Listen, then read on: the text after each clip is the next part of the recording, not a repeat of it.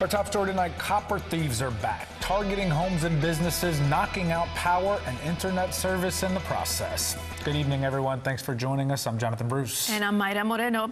So we used to hear about those copper thefts a lot, but it seems there has been a lull in this particular crime over the past few years. Well, now copper thefts are back. They're on the rise again in Houston, and these crooks can threaten lives without a weapon. ABC 13's Micah Hatfield is over in North Houston, a neighborhood there that was recently targeted, to explain this story.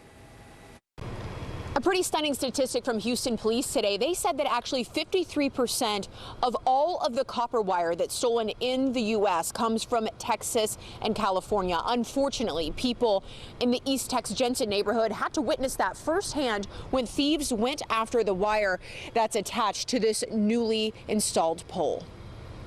Oh my gosh, they were climbing the trees and they cut it down for the pipe, for the wire. Less than 2 weeks ago, thieves hit Marywood Lane, stealing copper wiring running from pole to pole in this residential area. Neighbors started recording when they realized it wasn't someone working on the lines. In fact, it was quite the opposite.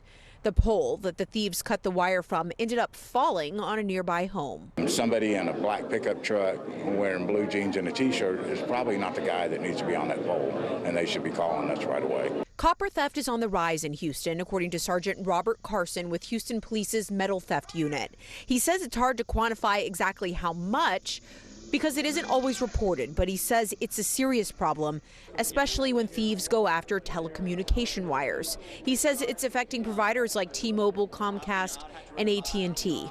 On Marywood, we're told the wires that were cut knocked out internet for AT&T customers.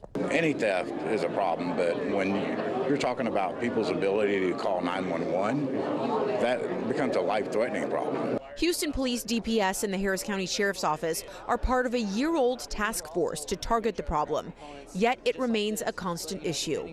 Law enforcement urges people who witness it happening to call 911, not only to avoid outages and catch the thieves, but also. The main goal has always been, let's stop the theft, because it's driving up their losses, and that cost is being passed on to the consumers. You might be wondering what the thieves are doing with this wire, because scrapyards actually can't buy this type of wire without a letter saying that this person is allowed to sell it. So we've learned that thieves are actually melting it down and they're selling it that way. The price of copper is up since the beginning of the year.